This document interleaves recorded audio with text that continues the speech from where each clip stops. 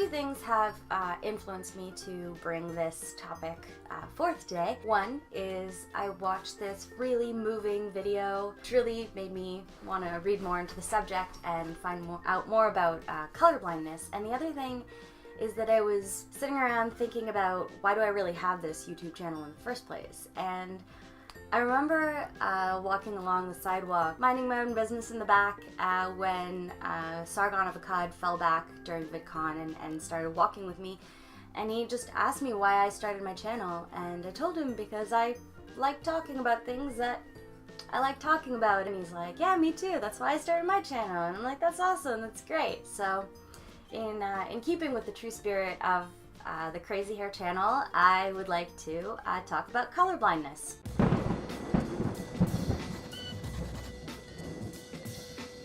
Color blindness is not actually color blindness.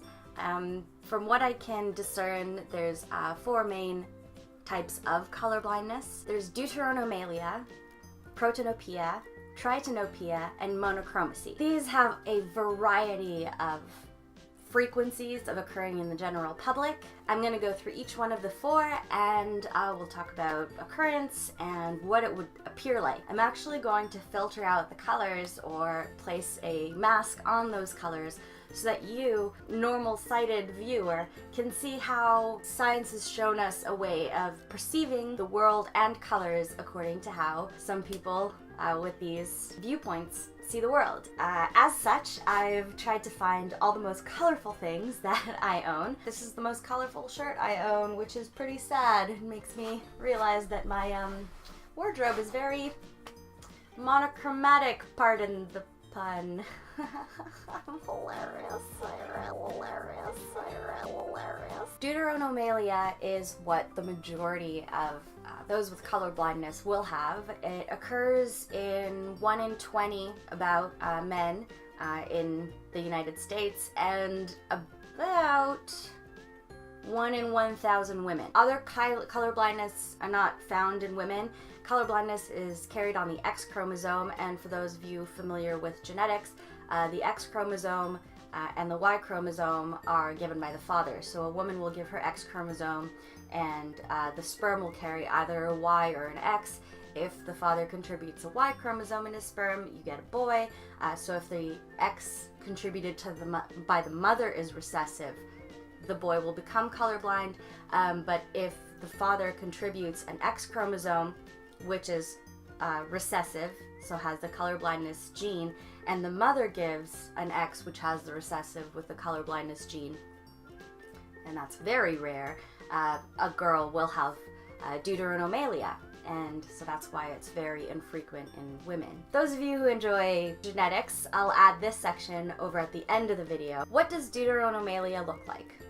It's pretty much what you're seeing, except the greens and the reds are dimmed. Pretty much the world becomes a little flat. And really, a person with this color blindness can pretty much go through life not really knowing that they're colorblind without an actual test, because every color looks exactly the way that you and me see them, except a little dimmer. Protanopia and Tritanopia are actually the more interesting of the color blindnesses because they remove certain shades from the entire spectrum of what people with these color blindnesses can see. I find Protanopia to be the most interesting out of the four, just because it kind of makes everything look like mud. The yellows and browns are very pronounced, so are the blues, but the greens, the reds, even the oranges are almost completely removed, so kind of looks like a sepia if you think about it.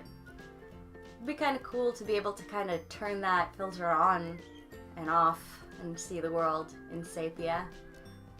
But yeah, that's why I find it pretty fascinating. Tritanopia removes the yellow from the perceived color spectrum, and it occurs in 1 in 10,000, which is super rare. Not the rarest yet, we're gonna get to that one in just one moment. This one is kind of cool because you still get to see the oranges and the blues, but not so much any of the other colors. Monochromacy, which is what I originally, in my elementary school years, when I originally found out about color blindness, this is how I thought people with color blindness perceive things.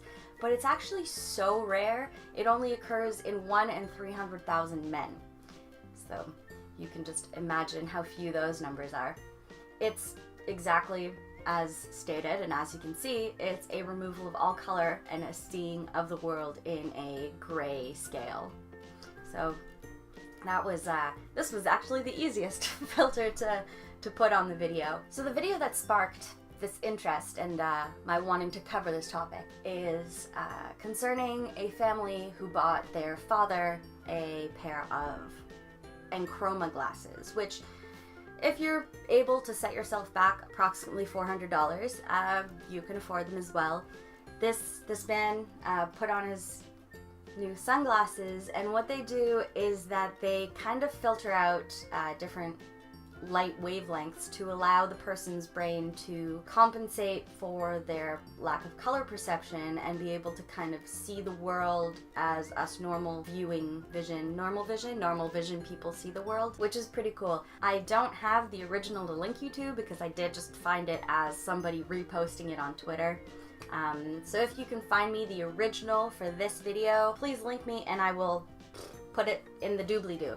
In my remote sensing class in university, we had to look at remote sensing data and photographs, and we had to discern which remote sensing method was used in collection of that data, which made it very difficult because there's something called the RGB and the RGB shift, which those with color blindness who are unable to perceive things like greens and reds are unable to obviously properly perceive the RGB, red, green, blue, photography in remote sensing.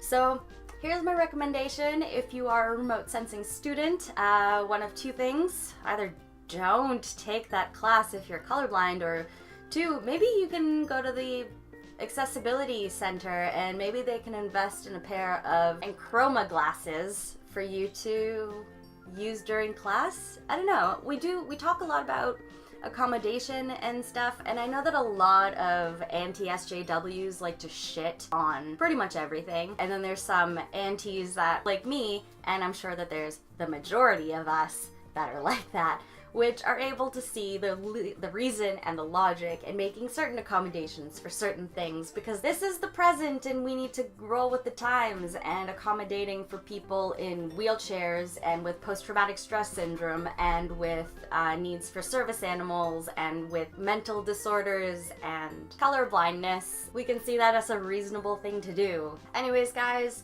I'm gonna end this video. I never know how to end them, so you have a great week. Happy Tuesday, and bye!